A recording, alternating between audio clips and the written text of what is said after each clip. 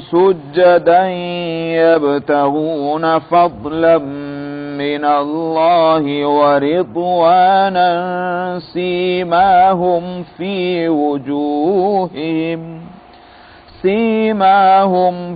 وجوههم من أثر السجود ذلك مثلهم في التوراة ومثلهم في الإنجيل كزرع أخرج شطأه فآزره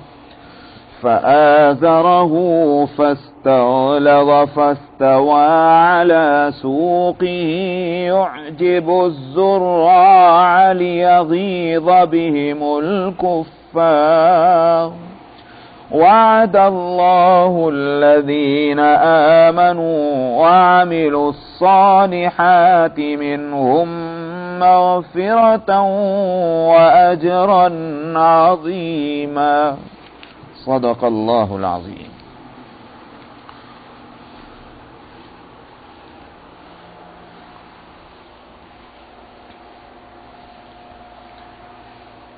فرماتے ہیں کہ اللہ تم سے وعدہ کرتا ہے بہت سی غنیمتوں کا جس کو تم لوگے.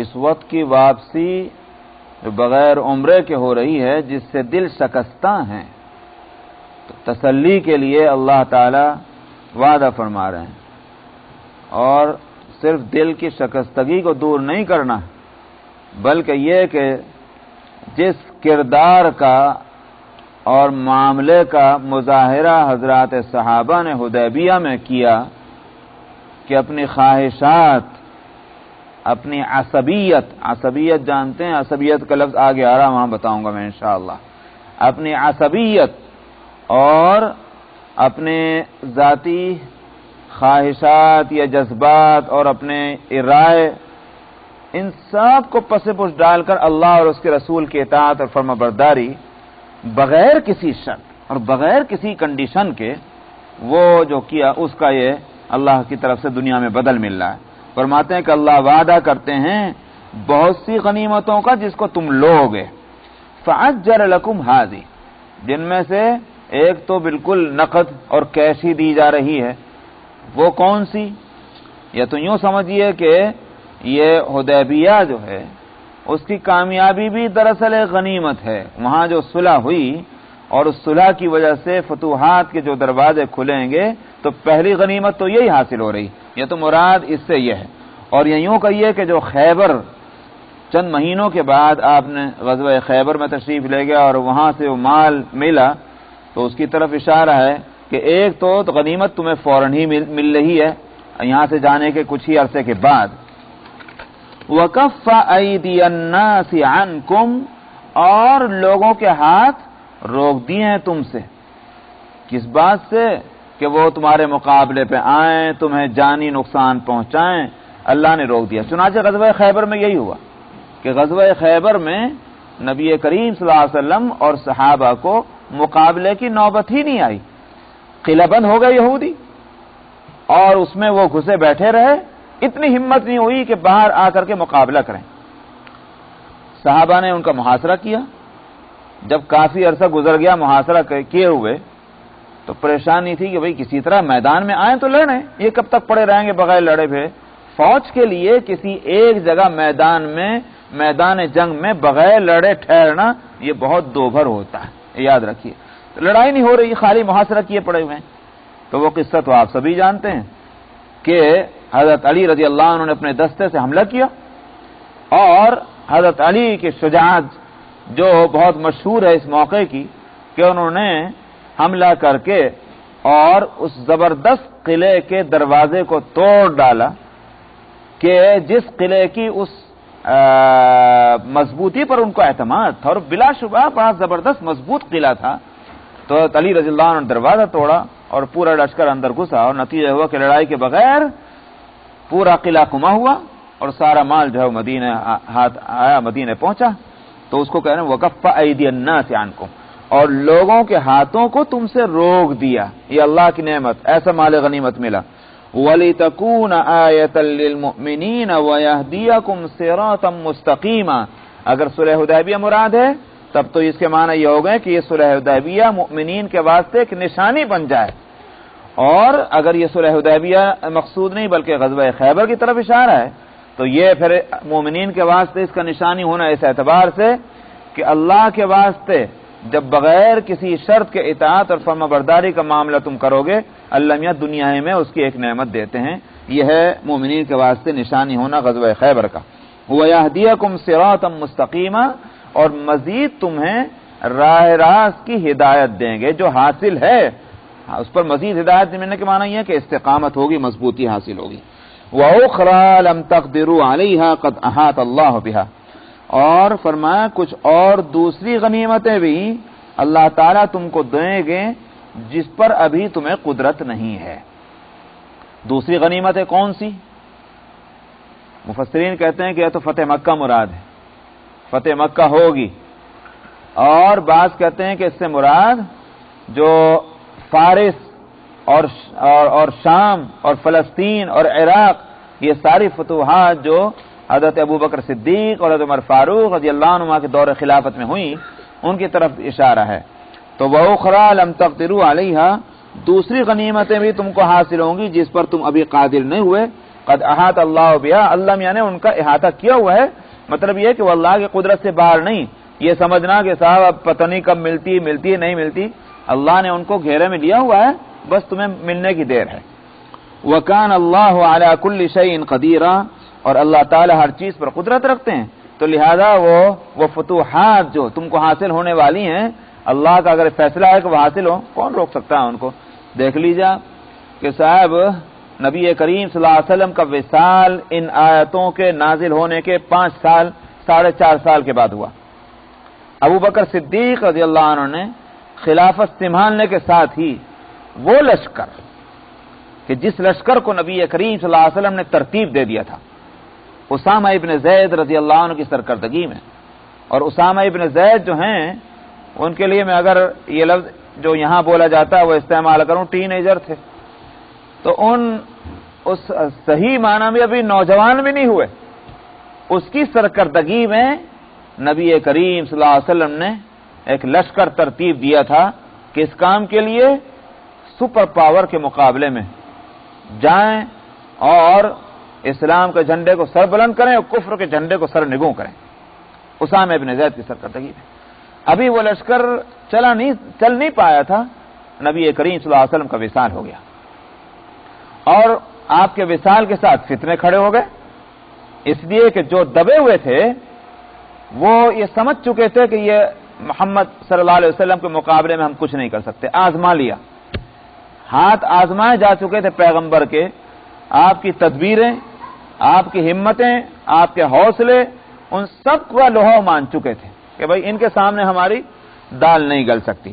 لیکن جب آپ کا وصال ہوا تو ان کے منہ میں پانی بھر آیا اور سوچا کہ شاید اب موقع ہے اپنی ہاری ہوئی بازی کو جیت لینے کا. تو سب نے اپنے جو ہے وہ بازو ہلانے شروع کی اور سب آگے اپنی طاقتوں کو جمع کر کے، اور ہر ایک نے کہا کہ صاحب ہم تمہاری اطاعت کے لیے تیار نہیں. ادھر مرتد ہو گئے کچھ لوگ، ان کو ایک جماعت تیار ہو گئی. مسیلمہ کذاب جو ہیں نبوت کا دعویٰ کیے ہوئے ہیں، وہ اس نے بھی ایک بہت بڑی ٹیم تیار کر لی، ہزاروں لاکھوں کی. اور کچھ مانعین زکوٰۃ ہیں جنہوں نے کہا جی ہم زکوٰۃ کی فرضیت ہی سے انکار کرتے ہیں، ان کی ایک بہت بڑی ٹیم تیار ہو گئی. لاکھوں کا مجمع ہے جو اس وقت اسلام کے مقابلے میں پھر آ کر کھڑا ہو گیا. ایک ایسے موقع پر ابوبکر صدیق رضی اللہ عنہ کو خلافت سے مالے 4 دن گزرے ہیں. یہ کیا مصیبتیں کھڑی ہو گئیں چار طرف. ابھی تو امن چین تھا، اس حالت میں ہم نے یہ ذمہ داری سنبھالی. ادھر نبی کریم صلی اللہ علیہ وسلم کا وصال کا صدمہ ہے اور ادھر یہ فتنے کھڑے ہیں. لوگوں نے کہا کہ یہ فتنے جو ہیں ان میں سے کچھ کو منتخب کر لیا جائے، ہر ایک سے مقابلہ مت کیجیے. نہیں، سب سے مقابلہ ہوگا. اچھا صاحب اگر آپ سب سے ہی مقابلہ کر رہے ہیں تو کم سے کم اس لشکر کو کب بھیجنا ملتوی کر دیجیے. نہیں، یہ بھی جائے گا. اس سارے کام کیسے ہوں گے کہ دیکھو اپنے ملک کے اندر جو فتنے کھڑے ہوئے ہیں ان کو تو دبانا ہماری رسپانسبلٹی ہے، اس کو تو دبانا پڑے گا. اور جہاں تک اس لشکر کا تعلق ہے، جس لشکر کو نبی کریم صلی اللہ علیہ وسلم بھیجنے کا فیصلہ کر چکے ہیں، ابوبکر کی کیا مچال ہے کہ اس لشکر کو روک دیں. وہ لشکر تو جائے گا۔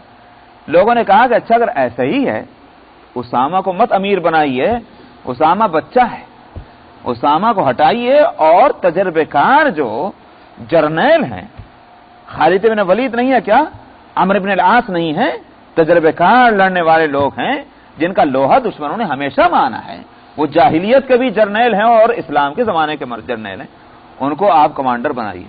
ابو بکر کا پھر وہی جواب، جس کو اللہ کے رسول نے کمانڈر بنا دیا ابو بکر کیسے ہٹائے گا؟ اسامہ ہی کے سرکردگی میں لشکر کو جانا ہے اور بھیجا۔ پھر آپ دیکھتے ہیں تاریخ کا کتنا سنہرا یہ باب ہے کہ اسامہ ابن زید ایک ٹین ایجر کے ناتجربے کار کے سرکردگی میں یہ لشکر کہاں جا رہا ہے؟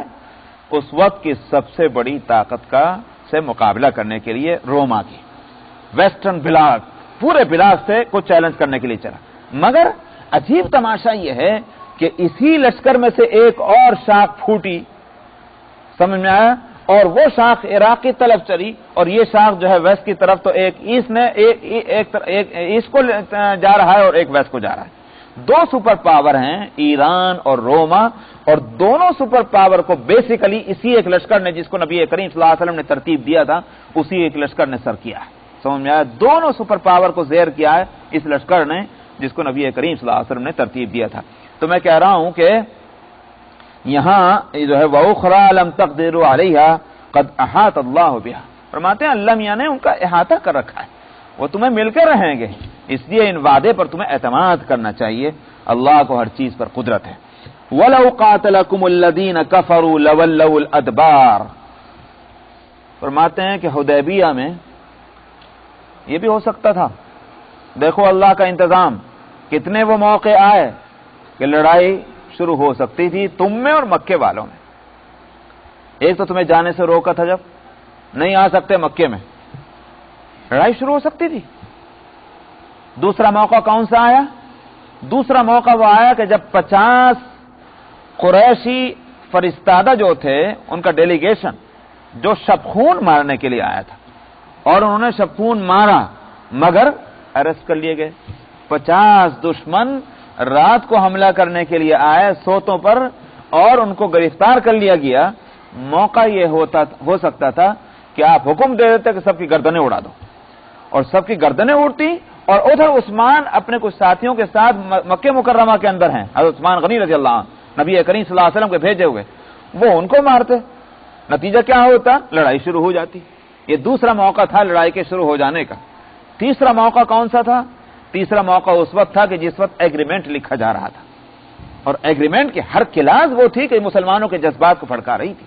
خاص طور پر وہ موقع کہ جس وقت یہ تھا کہ محمد رسول اللہ کے لکھے جانے کو، جبکہ وہ لکھا جا چکا، اس پر اعتراض کیا گیا اور کہا گیا کہ ہم نہیں مانتے، اس کو ریز کیا جائے اور محمد ابن عبداللہ لکھا جائے۔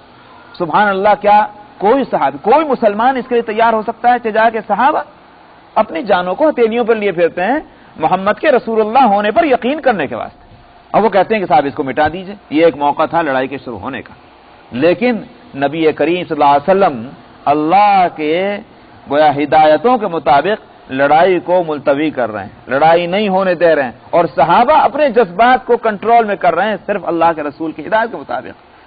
تو یہ اللہ کی طرف سے انتظام تھا۔ اس کو یہاں فرماتے ہیں کہ اگر یہ انتظام نہ ہوتا اور لڑائی شروع ہو جاتی ہے تمہارے مقابلے پر آ کر تم سے جنگ کرتے، لَوَلَوْ قَاتَلَكُمُ الَّذِينَ كَفَرُوا، اگر قتال کرتے تم سے یہ کافر، تو بھی ہم تمہیں یہ بتا دیتے ہیں کہ یہ پیٹ پھیر کے بھاگ لیتے مکے والے، یہ ہرگز ان کو کامیابی نہ ہوتی، جمتے نہ مقابلے پر۔ ثُمَّ لَا يَجِدُونَ وَلِيًّا وَلَا نَصِيرًا، اور پھر یہ اپنا کوئی دوست، یار اور مددگار بھی نہ پاتے۔ یہ ہم بتلا دیتے ہیں، ہوتا تو یہ کیوں؟ اس لیے کہ ایک تو ایک اللہ کا فیصلہ، دوسری بات یہ کہ ان میں بزدلی چھائی ہوئی تھی، اور تمہارے جذبات جو تھے وہ بڑے یوں کہیے کہ ایک مد پہ آ چکے تھے۔ جانتے ہیں مد پر آنا؟ یوں کہ یہ جذب ہوتا ہے نا، وہ شیرہ تیار کرتے ہیں، تو مد پہ آنا کہ بالکل ریڈی، تیار، بالکل تمہارے جذبات بالکل تیار تھے، بیعت ہو چکی تھی جانوں کو قربان کرنے کے لیے۔ تب ایسی قوم سے جیتنا ممکن ہی نہیں ہے، تاریخ انسانیت اس کی شہادت دیتی ہے۔ تو اس لیے فرمایا کہ وہ پیٹ پھیر کر بھاگتے اور ان کا کوئی مددگار بھی نہ ملتا۔ کیسے نہ ملتا؟ اس لیے کہ آپ وہ تفصیل آپ کو یاد ہے جو میں شروع میں بتلا چکا ہوں، جتنے قبائل تھے ان سارے قبائل کو مکے والوں نے یوز کر لیا تھا مدینے والوں کو پیچھے ہٹنے کے لیے. جاؤ تم جا کر بات کرو، جاؤ تم جا کر بات کرو. اور سارے دوست مکے کے جتنے تھے وہ سب آ کر بات کر چکے تھے، اور وہاں سے جب واپس جاتے تھے مکے والوں کے پاس، وہ کہتے تم غلط، مدینے والے صحیح، تم ان کو روک نہیں سکتے. سب نے ساتھ چھوڑ دیا، مکے والے تنہا رہ گئے. اب اگر قتال پر آتے اور اللہ کا فرمانا یہ ہے کہ وہ پیٹ پھیر کر بھاگتے، وہ دوست کہاں ساتھ دیتے؟ وہ تو پہلے ہی ساتھ چھوڑ چکے ہیں، وہ تو پہلے ہی کہہ چکے کہ تمہارا طریقہ غلط ہے. اس لیے فرمایا کہ ثم لا یجدون ولیا ولا نصیرا سنت اللہ التی قد خلت من قبل. یہی اللہ کی عادت ہے، یہی اللہ کا طریقہ ہے جو پہلے سے چلا آتا ہے کہ اہل حق جب اخلاص کے ساتھ، للہیت کے ساتھ اور اتحاد کے ساتھ جب کسی کام کے لیے کھڑے ہو جاتے ہیں تو اہل باطل ان کے مقابلے پہ نہیں ٹھہرتے. یہ اللہ کی سنت ہے. وَلَن تَجِدَ لِسُنَّتِ اللَّهِ تَبْدِيلًا، اور آپ نہ پائیں گے کوئی اللہ کی سنت کو اور اللہ کے طریقے کو بدل دے. کس میں مجال ہے کہ اللہ کے ایک کام کرنا چاہتے ہیں، کوئی کھڑا ہو کے نہیں صاحب ہم نہیں کرنے دیں گے؟ ایسا نہیں ہو سکتا. وَهُوَ الَّذِي كَفَّ أَيْدِيَهُمْ عَنْكُمْ وَأَيْدِيَكُمْ عَنْهُمْ بِبَطْنِ مَكَّةَ مِنْ بَعْدِ أَنْ أَصْفَرَكُمْ. فرماتے ہیں کہ یہ اتفاق سے نہیں ہو گیا جو لڑائی نہیں ہوئی، یہ ہماری طرف سے انتظام تھا لڑائی کے نہ ہونے کا. وہی وہ ہے کہ جس نے روکا ہے ان کے ہاتھوں کو تم سے اور تمہارے ہاتھوں کو ان سے بطن مکہ میں. بطن کہتے ہیں برتن کا اندرونی حصہ، پیٹ. سمجھ میں آیا؟ بطن کا ترجمہ ہے پیٹ، تو پیٹ بھی تو بالکل سینٹر میں ہے، اس لیے اس کو بطن کہتے ہیں. تو برتن کا اندرونی حصہ اس کو کہتے ہیں بطن ظرف، یعنی اس برتن کے اندرونی حصہ. بطن مکہ کا مطلب کیا ہوا؟ مکہ کے اندر. مکہ میں کہا، مکہ میں تو پہنچے نہیں تھے مسلمان، لیکن مکے کے دروازے تک چونکہ پہنچ چکے تھے، اتنا قریب تھا کہ جیسے مکے کے اندر یہ ہو رہا ہو. ان کے گھر وہاں تھے، تمہارے گھر کہاں تھے؟ 400 کلومیٹر کے فاصلے پر. تو یہ کہا جائے گا مکے کے اندر. تو فرمایا ببطن مکہ تھا، مکے کے اندر تمہارے ہاتھوں کو ان سے روک دیا. من بعد ان اظفرکم علیہم، بعض اس کے کہ اللہ نے تم کو ان کے اوپر کامیابی دے دی تھی. وہ کون سی کامیابی؟ وہ 50 جو دشمن ان کے قید ہو کر مسلمانوں کے ہاتھ آ گئے، بڑی کامیابی تھی. وَكَانَ اللَّهُ بِمَا تَعْمَلُونَ بَصِيرًا، اور جو کچھ تم اس وقت کر رہے تھے اللہ اس کو دیکھ رہا تھا. کیا کر رہے تھے؟ بیعت کا ہونا. سمجھ میں آیا؟ اسی طرح سے رسول اللہ صلی اللہ علیہ وسلم کی اطاعت کا ہونا، جذبات کے خلاف. کہتے ہیں اللہ ان سب کو دیکھ رہا تھا. هم الذين كفروا وصدوكم عن المسجد الحرام والهدي معكوفا ان يبلغ محله. فرماتے ہیں کہ جہاں تک ان کا تعلق ہے، ان کے پیٹ پھیرنے کی وجہ کیا ہوتی؟ تمہارے مقابلے میں کامیابی کی وجہ تو ہم بتا دی کہ وہ ہے تمہارا استقلال، تمہاری استقامت، تمہارا اخلاص اور للہیت. لیکن وہ کیوں ناکام ہوتے؟ فرماتے ہیں اس لیے کہ یہی وہ کافر ہیں کہ جنہوں نے کفر کیا اور تم کو مسجد حرام میں جانے سے روکا. مسجد حرام میں جانے سے کسی قوم کو روکا ہی نہیں جا سکتا تھا. یہ مکے والوں کا لکھا ہوا قانون تھا کہ کوئی قوم مکے میں آنے سے نہیں روکی جا سکتی. اس سارے قانون کے خلاف تم کو روکا، ایسے ظالم تھے یہ. والہدی معکوفا ان یبلغ محلہ. دوسری بات جو مسلمہ قانون کے خلاف کی گئی وہ یہ کہ جو قربانی کے جانور جن کو ہدی کہا جاتا ہے، وہ قربانی کے جانور مسلمانوں کے ساتھ تھے. ان کے لیے قانون یہ تھا مسلمہ کہ ان کو ہاتھ بھی نہیں لگایا جائے گا. یہ قربانی کے مقدس جانور ہیں، ان کو اس جگہ پر پہنچنے دیا جائے گا جہاں ان کی قربانی ہوتی ہے، یعنی مینا میں، اور وہاں جا کر قربانی ہو. یہ قانون تھا مسلمہ، لیکن انہوں نے اس کو بھی روک دیا. نہیں صاحب، قربانی کے جانور بھی نہیں جا سکتے. فرمایا کہ والہدی معکوفا، اور قربانی کے جانوروں کو بھی روک دیا گیا اس بات سے کہ وہ اپنے ٹھکانے پر پہنچ جائیں، یعنی مینا پر. تو دو تھے جرم ان کے.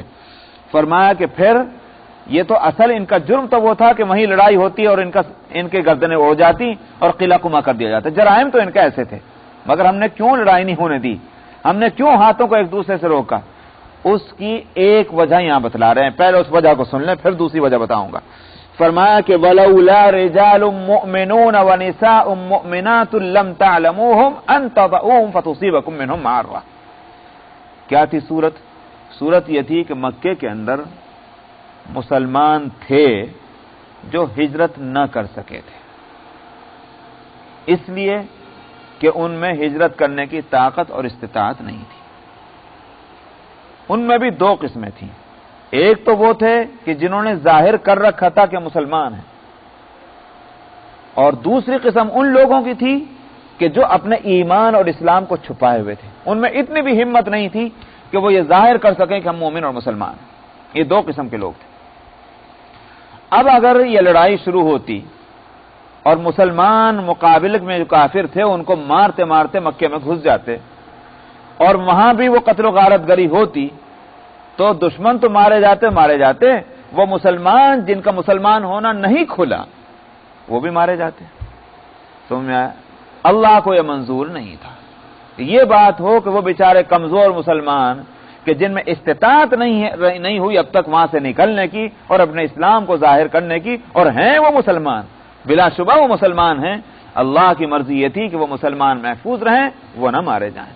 اس کو یہاں فرما رہے ہیں، فرماتے ہیں اگر کچھ ایمان والے مرد اور ایمان والی عورتیں نہ ہوتی کہ جن کو تم نہیں جانتے، تمہیں پتہ نہیں کون کون مسلمان وہاں ہے، تو انتطعوہم، تو پھر وہ تم ان کو کچل ڈالتے وہاں پہنچ کر کے مکے میں، فتصیبکم منہم معرۃ بغیر علم، تو تمہارے اوپر تمہیں رسوائی کا سامنا ہوتا، تمہارے نام کو بٹا لگتا۔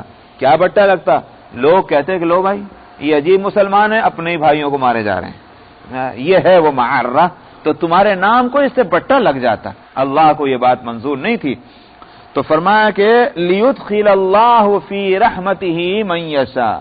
ایک دوسری وجہ یہ بھی ہے جس کو میں نے کہا تھا میں ابھی بتلاؤں گا، دوسری وجہ یہ کہ اللہ کی منشا یہ تھی کہ مکہ طاقت کے ذریعے سے اور قتل اور خون ریزی کے ذریعے سے نہ فتح ہو، بلکہ یہ کہ ان کا اس طرح سے گھرا ہو جائے مصالحت کے بعد، ایگریمنٹ کے بعد، کہ یہ ہتھیار ڈالنے پر مجبور ہو جائیں، بغیر قتل کے اور خون بہائے یہ پورا مکہ فتح ہو، اور اللہ تعالیٰ ان مکے والوں کو توفیق دیں کہ یہ اسلام کے دائرے میں داخل ہو جائیں۔ چنانچہ یہ ہوا، فتح مکہ جب ہوئی تو سارے مکے والے مسلمانت ہو گئے، جو تھوڑے بہت اکا دکا رہ گئے تھے وہ بھاگ گئے جن کا شمار و قطار میں نہیں، لیکن پورا مکہ جو ہے مسلمان ہوا، اور مکے کے مسلمان ہونے کے ساتھ پورے جزیرۃ العرب پر اسلام کا جھنڈا لہرا گیا۔ اسی کے لیے دوسری وجہ فرمائی لیدخل اللہ، تاکہ اللہ داخل کر دے اپنے رحمتوں میں جس کو چاہے، یہ دوسری وجہ ہوئی لڑائی کے نہ ہونے کی۔ لو تزیلوا لعذبنا الذین کفروا منہم عذابا علیما، ہاں اگر وہ مسلمان نہ ہوتے وہاں چھپے ہوئے، کہاں؟ مکے کے اندر، فرمایا اگر وہ ہٹ چکے ہوتے وہاں سے تو لعذبنا الذین کفروا منہم عذابا علیما، تو ہم ان کافروں کو بڑے دردناک عذاب کی سزا دلا دیتے تمہارے سے، ہم خود دیتے ان کو سزا دنیا میں، ان کو مزہ آ جاتا، تو ان مسلمانوں کی خاطر، کمزوروں کی خاطر ہم نے جنگ نہ ہونے دی۔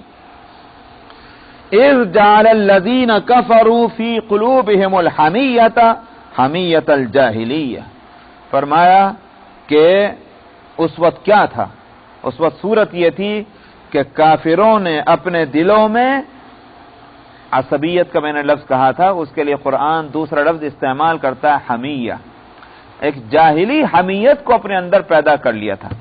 یہ حمیت اور عصبیت کیا ہے؟ حمیت اور عصبیت کے معنی یہ ہوتے ہیں کہ صاحب تسلیم ہے کہ جو تم کہہ رہے ہو بالکل ٹھیک ہے، مگر ہم کو یہی کام کرنا پڑے گا، اس لیے کہ اس میں ہماری عزت کا مسئلہ ہے۔ اس کو کہتے ہیں عصبیت اور حمیت۔ وہاں صورت وہی تھی کہ مکے والوں سے جا کر ان کے دوست کہہ رہے تھے کہ دیکھو بھائی ان کے پاس ہتھیار نہیں، ان کے ساتھ قربانی کے جانور ہے، انہوں نے عمرے کا احرام باندھا ہوا ہے، ہمیشہ سے ایسے لوگوں کو مکے میں آنے دیا جاتا ہے، تمہارا ظلم ہوگا اگر تم ان کو روکو گے۔ لیکن مکے والے کیا کہتے تھے؟ قسم ہے خدا کہ ہم یہ نہیں ہونے دیں گے کہ لوگ یوں کہیں کہ محمد جو ہے مکے والوں کے مقابلے میں جیت گیا، یہ نہیں ہو سکتا، ہم ان کو آنے نہیں دیں گے۔ تو معلوم ہوا کہ دلیل سے تو آنا تسلیم ہے ان کا، مگر جہاں تک اپنی ناک کا مسئلہ ہے وہ ناک سی اونچی رہے، اس بات سے ہم آنے نہیں دیں گے۔ اسی کو کہتے ہیں حمیت، اور جاہلی حمیت ہے یہ، اس لیے کہ انسان جب جہالت پر آ جاتا ہے تو ایسی باتیں کرتا ہے، اگر علم غالب ہے تو ظاہر ہے ویسی بات نہیں کہے گا، اس لیے حمیت الجاہلیہ فرمایا کہ جب کافروں نے اپنے دلوں میں جاہلی حمیت کو پیدا کر لیا تھا تو اس کے مقابلے میں کیا ہوا؟ اللہ نے اتار دیا اپنے سکینہ رسول کے اوپر اور مومنین کے اوپر۔ تو ادھر جاہلی حمیت تھی اور ادھر وقار اور سکون اور اطمینان تھا مسلمانوں کے دلوں میں بھی اور نبی کریم صلی اللہ علیہ وسلم کے اندر بھی۔ وَأَلْزَمَهُمْ کلمۃ التقویٰ، اور فرمایا کہ ان سب کو یعنی مؤمنین کو پابند بنا دیا تقوی اہل تقوی کی بات کا. اہل تقوی کا کلمہ کیا ہے؟ لا الہ الا اللہ محمد رسول اللہ. یعنی اس کے جو تقاضے ہیں مسلمانوں کو ان تقاضوں پر جمع دیا. اس کلمے کو کلمہ تقوی کہا گیا. کیوں؟ اس لیے کہ تقوی کی یہی تو جڑ ہے. لا الہ الا اللہ محمد رسول اللہ نہ ہو اور کتنے بھی پرہیزگاری کا کام کرتے رہیے اس یقین کے بغیر تو جڑ ہی نہیں تو وہ درخت کہاں سے بنا؟ تو تقوی کی جڑ ہے ہی لا الہ الا اللہ محمد رسول اللہ. اس لیے اس کو کلمہ تقوی کہا گیا. پابند بنا دیا ان کو تقوی کی بات کا اور وہی دراصل اس کے حقدار اور اہل تھے. کہیں کہ اس تقوی کے یا سکون اطمینان اور سکون کے. وَكَانَ اللَّهُ بِكُلِّ شَيْءٍ عَلِيمًا. اور اللہ سبحانہ وتعالی خوب باخبر تھے اس بات کے کہ کون اس کا مستحق ہے کون اس کا حقدار ہے. لَقَدْ صَدَقَ اللَّهُ رَسُولَهُ الرُّؤْيَا بِالْحَقِّ. شروع میں نے بتلایا تھا جب سورج شروع ہوئی تھی کہ نبی کریم صلی اللہ علیہ وسلم نے خواب دیکھا تھا اور جس خواب کی تعبیر یہ تھی کہ مکے میں پہنچنا ہے اور وہاں حاجی یا عمرہ کرنے والوں کی طرح سے بال کاٹ رہے ہیں منڈوا رہے ہیں سر گویا کہ حج و عمرہ ہوگا. تو یہ خواب دیکھا تھا جس کی تعبیر کے طور پر یہ ہوا کہ یہ سفر پیش آیا. اگرچہ اس میں وقت نہیں بتلایا گیا تھا کہ اسی سال ہونا ہے مگر صحابہ نے یہ سمجھا کہ جب خواب دیکھا نبی نے تو لہذا چل پڑو عمرے کے واسطے. اور نبی کریم صلی اللہ علیہ وسلم نے مخالفت نہیں فرمائی. جب وہاں سے بغیر عمرے کے واپسی ہوئی تو لوگوں کے دماغوں میں یہ بات آئی کہ خواب کیسا تھا. جو خواب تو دیکھا یہ کہ ہم عمرے کے لیے جانا ہے اور یہ ہم عمرہ کر نہ سکے تو پھر خواب کیسا تھا وہ. یہاں تک کہ عمر نے بھی یہ فرمایا تھا کہ صاحب کیا نبی نے خواب نہیں دیکھا تھا؟ ہاں دیکھا تھا. پھر ہم کیسے واپس چلے جا رہے ہیں بغیر عمرہ کیے ہوئے؟ ہماری جانیں قربان ہو جانی چاہیے تھی مگر عمرے کے لیے اندر جانا تھا. نبی کا خواب سچا ہونا چاہیے تھا. عمر نے بھی یہ کہا مگر ابو بکر صدیق رضی اللہ عنہ نے ان کو کہا کہ اے عمر شک نہ کرو کیا خواب کے اندر یہ بات بھی تھی کہ اسی سال جانا ہے؟ عمر اس پر خاموش ہو گئے تھے. تو انہوں نے کہا پھر شک کی کیا وجہ؟ ہو سکتا ہے کہ پھر ہو کسی وقت میں نبی کا خواب سچا ہے مگر ٹائم اس میں نہیں تھا. تو یہاں اس کے لیے آیت اتری کہ لقد صدق اللہ رسولہ الرؤیا بالحق. اللہ نے سچا کر دکھایا ہے اپنے رسول کے خواب کو جو کہ بالکل حق تھا. ابھی کہاں دکھلایا ہے لیکن ماضی کے صیغے سے کہا جا رہا ہے کہ یقین رکھو کہ وہ ایسا ہے جیسے ہو گیا ہوگا وہ خواب پورا ہوگا. چنانچہ اگلے سال ہی سن 6 ہجری میں اس معاہدے کے مطابق وہ عمرہ کیا. یہ یوں کہیے کہ لقد صدق اللہ نے سچا کر دکھایا. وہ بھی اس اعتبار سے کہا جا سکتا ہے کہ ایگریمنٹ تو ہو گیا. ایگریمنٹ کیا تھا؟ اس سال جاؤ نیکسٹ ایئر آؤ. تو نیکسٹ ایئر کا آنا تو پکا ہو گیا اب تو کوئی خطرہ نہیں. اس بات سے فرمایا کہ ہم نے سچا کر دیا خواب کو نبی کے جو برحق تھا وہ خواب. لَتَدْخُلُنَّ الْمَسْجِدَ الْحَرَامَ إِنْ شَاءَ اللَّهُ آمِنِينَ. تم ضرور بھی ضرور داخل ہوگے مسجد حرام میں اگر اللہ نے چاہا امن کے ساتھ. پہلے تو خطرے تھے. سن 5 میں ابھی جو تم گئے ہو چند دن پہلے تو خطروں کے ساتھ گئے اور اب جو تم جاؤ گے امن کی حالت میں جاؤ گے. بتاؤ کہ یہ اللہ کی قدرت کا کرشمہ ہے کہ نہیں اور خواب کا سچا ہونا ہے کہ نہیں؟ امن کے ساتھ جاؤ گے. یہاں مفسرین ایک بات کہتے ہیں کہ انشاءاللہ اللہ میاں نے فرمایا. اللہ میاں کو کیا ضرورت ہے انشاءاللہ کہنے کی؟ تو بندے کہیں تو ٹھیک ہے. اللہ تو جو فیصلہ کریں گے ان کو کون روک سکتا ہے؟ بھئی ہمیں تو اس لیے کہنا چاہیے کہ ہم قادر نہیں. اللہ کا فیصلہ ہوگا تو ہوگا نہیں تو ہم نہیں کر سکتے ہمارے اندر قدرت نہیں. مگر اللہ میں تو قدرت ہے. اللہ کو کیا ضرورت ہے انشاءاللہ کہنے کی؟ تو جواب اس کا یہ ہے کہ بے شک اللہ کو ضرورت نہیں مگر اللہ نے ایک ادب سکھلایا ہے بندوں کو کہ جب بھی کوئی بات تم آئندہ کے لیے کہو تو نبی اور غیر نبی سب کے لیے یہی ہونا چاہیے کہ انشاءاللہ کو ایک معمول بنا دیا گیا ایک عادت بنا دی گئی. ضرور بھی ضرور داخل ہوگے تم انشاءاللہ مسجد حرام میں امن کے ساتھ. محلقین رؤوسکم اپنے سر کو مڈاتے ہوئے وہ مقصرین اور بال کو کترتے ہوئے.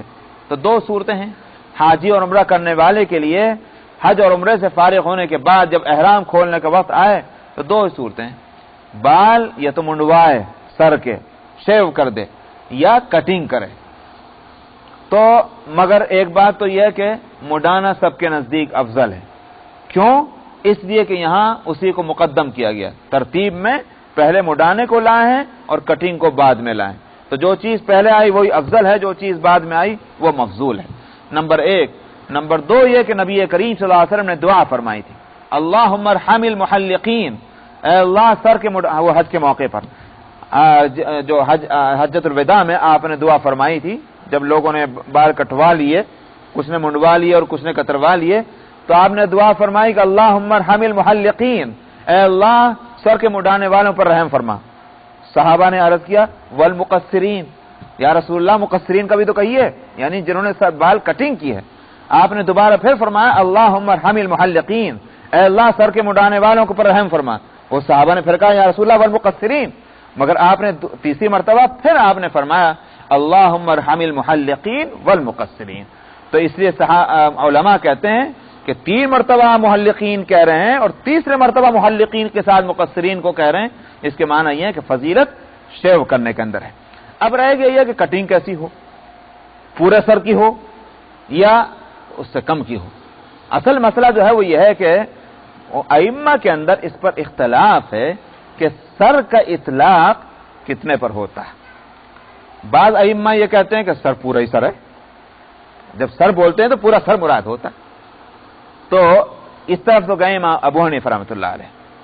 البتہ یہ کہ چونکہ جز بھی ہوا کرتا ہے کل کا، تو انہوں نے کہا کہ کم از کم 1 کوارٹر جو ہے وہ اگر اتنا ہو جائے تو بھی ان کے نزدیک یہ ہے کہ سمجھا جائے گا کہ اس نے مسح کے اندر، خاص طور پر جو سر کا مسح ہے وضو کے اندر، تو وہ کہتے ہیں کہ اچھا تو یہی ہے کہ پورے سر کا ہونا چاہیے، اس سے سنت ادا ہوگی، لیکن اگر پورے سر پہ مسح نہ ہو سکا تو چوتھائی پہ بھی ہو گیا تو سمجھ لیا جائے گا کہ وجوب ادا ہو گیا۔ یہ وجوب کے ادا ہونے کی بات ہے، لیکن جہاں تک سنت مسح ہے وہ ان کے نزدیک پورے سر کے مسح سے ہوگا، تو یہاں سے لے کر اور پیچھے تک وہاں تک لے جایا جائے جہاں تک بال ہیں، یہ ہے حنفیہ کا کہنا۔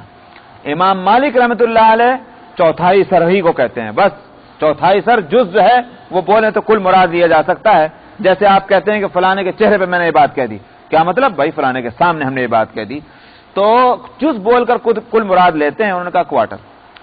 امام شافعی رحمۃ اللہ علیہ اس طرف گئے کہ بھائی جب جز ہی ہے تو کوارٹر ہی کیوں، وہ جز چاہے اتنا ہی کیوں نہ ہو، لہذا کہ کسی نے 3 بال بھی کاٹ دیے تو ہم سمجھیں گے کہ سر کے بال کٹ گئے۔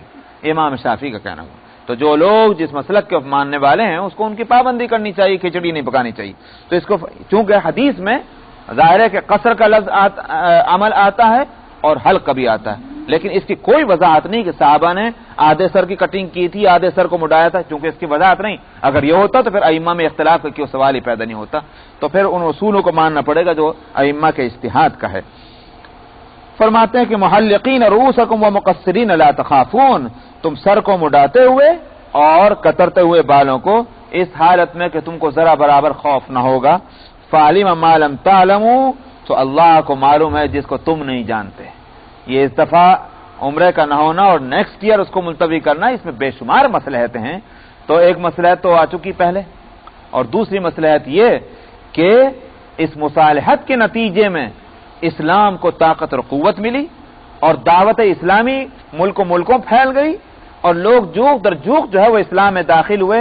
کہاں تو 1400 گئے تھے عمرے میں، اور کہاں جو ہے 3 سال کے بعد سن 8 ہجری میں جب مکہ فتح ہوا تو 10,000 صحابہ آپ کے ساتھ تھے۔ تو یہ 3 سال کے اندر جو ہے اسلام کی طاقت اتنی بڑھ گئی۔ یہ ہے وہ بات، فرمایا اللہ کو معلوم ہے جس کو تم نہیں جانتے۔ فجعل من دون ذلك فتحا قریبا، چنانچہ دیکھ لو کہ تھوڑے ہی عرصے کے بعد ایک فتح تمہارے قریب کر دی گئی، اور وہ فتح مکہ مراد ہے۔ بس یہیں تک رکھیے، وقت ہو گیا، انشاءاللہ آئندہ 1399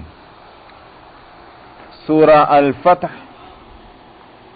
اور آیت نمبر 28۔ اعوذ باللہ من الشیطان الرجیم، بسم اللہ الرحمن الرحیم۔ هو الذي أرسل رسوله بالهدى ودين الحق ليظهره على الدين كله وكفى بالله شهيدا۔ محمد رسول الله والذين معه أشداء على الكفار رحماء بينهم تراهم ركعا سجدا يبتغون فضلا من الله ورضوانا سيماهم في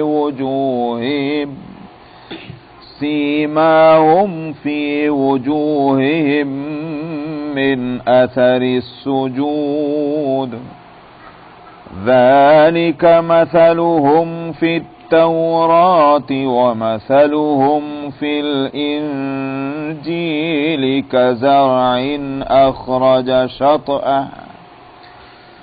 أخرج شطأه فآزره فاستغلظ فاستوى على سوقه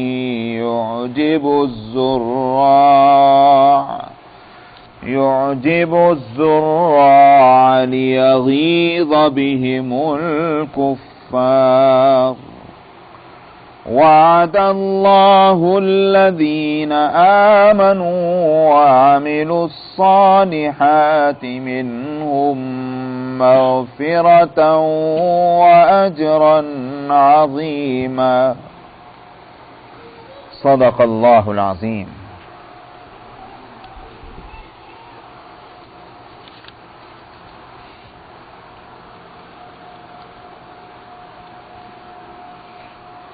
گزشتہ آیت میں اطلاع دی گئی تھی کہ جو خواب نبی کریم صلی اللہ علیہ وسلم نے بیت اللہ میں جانے کا دیکھا تھا وہ خواب سچا ہے اور اس خواب کے مطابق تم لوگ ضرور مسجد حرام میں جاؤ گے اور امن کے ساتھ جاؤ گے، اپنا سر بھی مڈاؤ گے یا بال بھی کترواؤ گے جو عمرے میں ہوتا ہے، تو یہ سارے کام ہوں گے، خواب سچا ہے۔ یہاں سے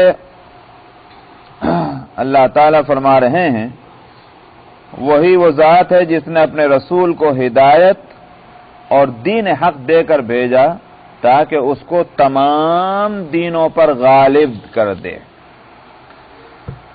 یہ بات اس لیے فرمائی کہ جو معاہدہ لکھا جا رہا تھا، ایگریمنٹ حدیبیہ میں، تو محمد الرسول اللہ لکھا گیا، اس پر دوسرے فریق نے اعتراض کیا تھا، ہم نہیں مانتے محمد رسول اللہ، اگر ہم مان لیں تو پھر جھگڑا ہی کوئی نہیں رہتا، اس کو کاٹو، محمد ابن عبداللہ لکھو۔ وہ اس وقت تو وہ کر دیا گیا، لیکن یہاں اسی بات کو بتلایا جا رہا ہے کہ اگر تم نے اس ایگریمنٹ سے اس لفظ کو کاٹ دیا تو کیا وہ ہمیشہ کے لیے کٹ گیا؟ کیا اس سے حقیقت بدل گئی؟ کیا محمد ابن عبداللہ محمد رسول اللہ نہ رہے؟ تمہاری ان باتوں سے حقیقت تھوڑی بدلتی ہے، نہ تو تم نے محمد ابن عبداللہ کو رسول اللہ بنایا اور نہ تمہارے کاٹے سے وہ کٹ سکتا ہے۔ ان کو رسول بنانے والے اللہ ہیں، اسی نے ان کو رسول بنا کر بھیجا، اور ایسا ویسا نہیں، بڑا زبردست کام ان کے سپرد ہے اور بہت بڑی ذمہ داری دے کر ان کو دنیا میں بھیجا، اور وہ یہ ہدایت پھیلائیں اور سارے دینوں پر اس دین حق کو غالب کریں۔ الدین کا لفظ یہاں علی الدین کلہ، اس کا میں ترجمہ کر رہا ہوں، سارے دینوں پر اس دین حق کو غالب کر دیں۔ یہ الدین میں الف لام جو ہے یہ ویسا ہی ہے جیسے الحمدللہ کا الف لام ہے، وہاں آپ ترجمہ کرتے ہیں تمام تعریفیں اللہ کے لیے، ایسا الف لام جنس کا کہلاتا ہے، اس لیے اس کا ترجمہ یوں بھی ہو سکتا ہے کہ دین کی جتنی قسمیں ہو سکتی ہیں دین کے نام کی، جن سے دین، ان سب پر اس دین حق کا غلبہ ہے۔ کیا بات ہو گئی؟ ہاں وہ تو ہے، میں رک جاتا ہوں، تو پہلے ہی ہوتا بھائی، آپ کو تو پہلے اس کو ہوشیار ہے کہہ رہا تھا کہ الدین میں الف لام جو ہے وہ الف لام عربی گرامر میں الف لام جنس کا کہلاتا ہے، اس کے معنی ہیں تمام دینوں پر اس دین حق کا غلبہ۔ کیا مطلب ہے اس کا؟ مطلب اس کا یہ ہے کہ یہ صورت نہیں ہوگی کہ دین اسلام کو لینے کے معنی یہ ہوں کہ کچھ باتیں تو اس دین کے لے لیں، کچھ باتیں دوسرے دین کے لے لیں۔ اب آپ سب میری طرف متوجہ ہو جائیں، وہ کام ہو رہا ہونے دیجیے کہ کچھ کام چیزیں دین اسلام کی لے لی جائیں اور کچھ چیزیں جو ہیں وہ دوسرے دین کی لے لی جائیں۔ یہ نہیں ہوگا۔ نبی کریم صلی اللہ علیہ وسلم کو ایک مکمل دین دے کر بھیجا گیا، اس میں جہاں نماز روزہ ہے، زکوٰۃ اور حج ہے، وہیں اس میں معاملات بھی ہیں، اخلاقیات بھی ہیں، معاشرتی امور بھی ہیں۔ یہ ساری چیزیں جو ہیں اس سب کے مجموعے کا نام اسلام ہے۔ جو لوگ یہ سمجھتے ہیں کہ عبادت کا نظام تو اسلام کا لے لیں اور اکنامکس کا نظام جو ہے وہ کمیونزم سے لے لیں، یا کیا نام ہے کیپٹلزم کا لے لیں، اور صاحب اخلاقی نظام جو ہے وہ کرسچین کا لے لیں، ظاہر ہے کہ وہ پیغمبر کے بعثت کا مقصد یہ نہیں ہے۔ پیغمبر آئے تو اس لیے کہ سارا نظام جو ہے وہ اسلام کا نافذ ہو۔ یہ بات جو بہت عام ہے، اور اچھا تو یہ تھا کہ اس کے لیے وہ کیا نام ہے ہمارے پورے تفسیر سننے والے لوگ موجود ہوتے، اسی لیے میں کہا کرتا ہوں کہ سمر کی چھٹیوں میں ہماری بھی چھٹی ہونی چاہیے، کیونکہ اب تھوڑے لوگ رہ جاتے ہیں، مضمون بعض دفعہ بڑے اہم آ جاتے ہیں، اور ضروری نہیں کہ میں ان مضمون کو دوسرے موقع پہ بیان کر سکوں۔ کہ جہاں تک اول تو یہ کہ عبادت کا جہاں تک معاملہ ہے، نمبر ایک تو یہ کہ عبادت اور ورشپ میں فرق ہے، عبادت اور پوجا میں فرق ہے۔ لوگ چونکہ اس فرق کو نہیں سمجھتے، اس لیے عبادت کے معنی سمجھتے نماز پڑھ لینا، روزہ رکھ لینا، حج کر لینا۔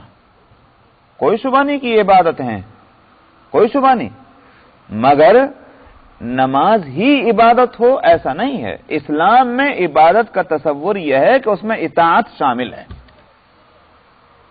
اللہ سبحانہ و تعالی اگر یوں فرما دیں کہ یہ کام کرو، اس طرح یہ چیز کھاؤ اور یہ چیز نہ کھاؤ، اس کی تعمیل کرنا بھی عبادت ہے۔ یہ سمجھنا کہ نماز پڑھنے عبادت ہو گئی اور چیزوں میں کھانے اور پینے کے معاملے میں اسلام کی بات مان لی تو ٹھیک، نہیں مان لی تو ٹھیک، ہماری عبادت میں کوئی فرق نہیں پڑتا، غلط ہے یہ بات۔ آپ دیکھ لیجئے کہ نبی کریم صلی اللہ علیہ وسلم کو فرمایا لِمَ تُحَرِّمُ مَا أَحَلَّ اللَّهُ لَكَ، جس چیز کو اللہ نے حلال کیا آپ کیوں حرام کرتے ہیں؟ معلوم ہوئی کہ اختیار کسی کو نہیں، نبی تک کو بھی نہیں۔ ایک اور جگہ قرآن حکیم میں ہے کہ لا تعبد الشیطان، سورہ مریم کے اندر ہے، حضرت ابراہیم علیہ السلام نے اپنے والد کو کہا تھا کہ یا ابتی لا تعبد الشیطان ان الشیطان کان للرحمن عصیا، ابا جان شیطان کی عبادت نہ کیجئے۔ آپ مجھے بتلائیں شیطان کی عبادت کون کرتا ہے؟ کون شیطان کی نماز پڑھتا ہے؟ کون شیطان کے لیے روزے رکھتا ہے؟ کون شیطان کے لیے حج کرتا ہے؟ اگر عبادتیں صرف ان چیزوں کا نام ہوتا تو شیطان کے لیے کوئی یہ کام نہیں کرتا۔ بات سمجھ میں آگے نہیں آئی؟ تو شیطان کے لیے عبادت نہ کرو کے معنی کیا ہے؟ شیطان کے حکموں پر مت چلو۔ یہ ہے عبادت اسلام میں۔ آدم علیہ السلام کے وقت سے لے کر نبی کریم صلی اللہ علیہ وسلم تک جتنے خدائی مذہب آئے ہیں، اللہ کی طرف سے دین آئے ہیں، ان سب کا نام جیسے اسلام ہے، وہیں ان سب کے اندر عبادت کا تصور یہ ہے کہ اللہ کی ورشپ اور پوجا کے ساتھ حکم بھی اللہ کا مانا جائے۔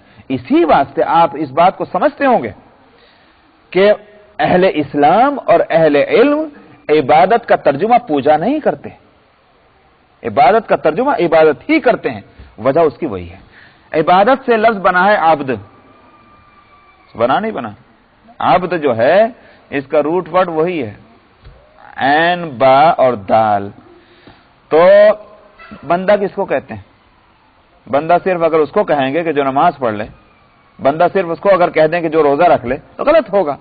بندہ اس کو کہتے ہیں کہ جو کوئی کام بھی معبود کے حکم کے خلاف نہ کرے، اس کی مرضی کے خلاف نہ کرے، یہ ہے عبد، عبدیت۔ جو شخص اس میں جتنا آگے بڑھتا جائے گا اس کی عبدیت اتنی کامل ہوتی چلی جائے گی۔ تو ایک تو بات تو یہ ہے۔